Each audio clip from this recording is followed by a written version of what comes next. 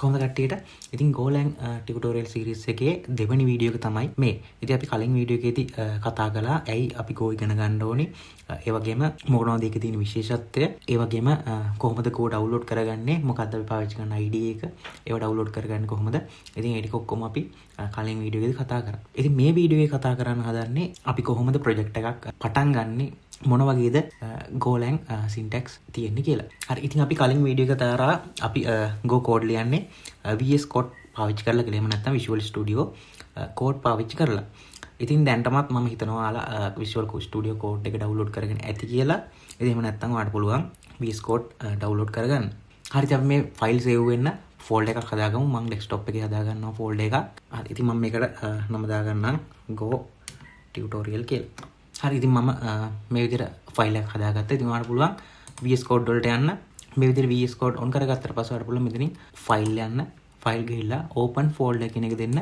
හරි ඉතින් අපි සේව් කරේ desktop එකේ. ඉතින් මම මෙතන desktop එකට ගිහලා මෙන්න මේ folder එක select කරගන්නවා. හරි ඉතින් අපේ මේ folder එකේ මුකුත්ම නැහැ. දැන් මේ වැඩේ කරන්න අපි VS Code විතරක් තිබිලා මදි. ඉතින් අපිට Go වලට අදාළව තියෙනවා extension එකක් install කරගන්න. ඉතින් මේක කරන්න ඔයාලට පුළුවන් මේ VS Code on කරගෙන මෙන්න මේ වම් පැත්තේ තියෙනවා මෙන්න මෙතන extension කියලා එකක්. මෙන්න මේක click කරන්න. ඊට පස්සේ ඔයාලට පේනද මෙතන උඩ තියෙනවා body search එකක්.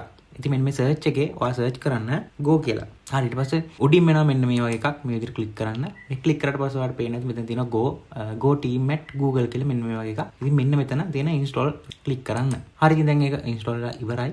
හරි අපිට පුළුවන් ආයෙමත් මේ විදිහට Explorer එකට යන්න. Explorer එකට ගියාට පස්සේ මෙතන අපිට බලා ගන්න පුළුවන් අපි හදපු ෆයිල් එක folder එක තියෙනවා. එතකොට පුළුවන් folder එකේ මෙන්න මෙතන තියෙනවා බටන් එකක් new file කියලා. ඉතින් මෙන්න මේක click කරන්න. මෙතනින් තමයි අපි new file එකක් හදන්නේ. හරි ඊට පස්සේ මෙතන ඔයාලට තියෙනවා මේ හදන file එකට නම. ඉතින් මම මෙතන මේකට දාගන්නවා main කියලා නමක් දාලා dot එක තියලා go කියලා type කරනවා. ඊට පස්සේ enter කරනවා. හරි ඉතින් ඔන්න දැන් බලා ගන්න මම code type කරනවා. ඉතින් type කරන ගමන් මම මේක explain කරන්න. හරි ඉතින් අපි මුලින්ම මේක type කරනවා package main කියලා. හරි ඉතින් මෙන්න මේ විදිහට මුලින්ම type කරනවා. එතකොට පේනවා ඉතින් මේක ඊළඟ එකට යද්දි ඔයාලට type කරන්න ඕන එක ඔටෝම ඇවිල්ලා තියෙනවා. ඉතින් මේක වෙන්නේ අපි අර install කරගත්ත extension එකත් එක්ක. හරි ඉතින් මොකද්ද මම මේ ලිව්වේ? ඉතින් Go වල හැම ෆයිල් එකක්ම මොකක් හරි package එකකට අයිති වෙන්න ඕනේ. program එකක් run වෙන්න පටන් ගන්න තැන ඒ කියන්නේ entry point එක තමයි මේ main කියන package එක කියන්නේ. හරි ඊළඟට අපි import කරගන්නවා FMT කියන package එක. හරි ඉතින් මම ඊළඟට කියන්නම් ඇයි මම මේක import කරගත්තේ කියලා. හරි ඉතින් මම මේක දිගටම type කරගත්තා. හරි ඉතින් මේ function main කියන්නේ මේක තමයි ප්‍රධාන function එක. කියන්නේ program එක run කරනකොට computer එක ඉස්සෙල්ලම හොයන්නේ මෙන්න මේ main function එක කොහෙද තියෙන්නේ කියලා. ඒ කියන්නේ මෙන්න මේ main function එක කොහෙද තියෙන්නේ කියලා තමයි මේ code එක run වෙනකොට computer එක බලන්නේ. ඉතින් මෙන්න මේක ASCII තමයි අපි මේ type කරන ඒවා type කරන්නේ. يعني අපි code එක type කරන්නේ හරි තේරෙන සිංහලෙන් කියනවා නම් ඔයාලට code එක type කරන්න ඕනේ මෙන්න මේක ASCII. හරිද? ඊට පස්සේ අපි import කරගන්න libraries ටික මේ විදිහට import කරගන්නවා. ඉතින් ඔයාලට මතක ඇති අපි කලින් FMT කියන එක import කරගත්තා. ඉතින් මේ දැන් මෙතන පල්ලෙහා පේනවා ඇති FMT කියන එකේ println කියන එකට තමයි අපි මේ call කරලා තියෙන්නේ. ඉතින් මේක හරහා කරන්නේ මොකක් හරි text එකක් හරි මොකක් හරි එකක් output එකක් විදිහට දෙන එක.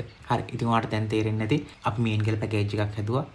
ඊට පස්සේ ඒකට FMT කියන එක import කරගත්තා. FMT කියන්නේ මේ format කියන එක. ඊට පස්සේ අපි function එක හැදුවා. ඊට පස්සේ function එක ඇතුලේ අපි වෙන්න ඕන දේ මොකක්ද කියලා type කරා. ඉතින් මෙතෙන්දී hello world කියන එකක් තමයි print වෙන්නේ. අපි මේ code එක හදලා තියෙන්නේ hello world කියන එක print වෙන්න. ඉතින් හොඳට මතක තියාගන්න ඕනේ මෙන්න මේ function එකක් අපි curly brackets ඇතුලේ තමයි ලියන්නේ. කියන්නේ function එක මෙහෙම call කරලා අපි වෙන්න ඕන දේවල් ටික ලියන්නේ මෙන්න මේ curly bracket ඇතුලේ. හරි. ඉතින් දැන් අපි මේක code එක run කරලා බලන්න බෑ. ඉතින් කොහොමද මේක run කරන්නේ? ඉතින් මේක run කරන්න නම් ඔයාලට මුලින්ම අපි මේක save කරලිමු. ඊට control එක S එකයි ගාලා save කරන්න පුළුවන්. ඉතින් මේවා නම් දන්නවා ඇති කියලා මම හිතනවා. හරි. ඉතින් මේක run කරන්න අපි මෙන්න මෙතන උඩ තියෙනවා terminal කියලා එකක්. ඉතින් මෙන්න මේක උඩ click කරන්න. click කරාට පස්සේ මෙතන තියෙනවා new terminal කියලා. හරි. ඉතින් අපි මෙන්න මෙතන type කරන්න ඕනේ go run කියලා ගහලා ඊට පස්සේ මෙන්න මේකේ ෆයිල් එකේ නම. ඒ කියන්නේ දැන් මේකේ තියෙන main.go කියලා අපි මෙන්න මෙතන ගහනවා main. ගහලා enter කරනවා. හරි. ඉතින් දැන් ඔයාලට පේනවාද මෙතන hello world කියලා print වුණා. හරිම සරලයි. මම හිතනවා ඔයාලට මේක තේරෙන්න ඇති කියලා.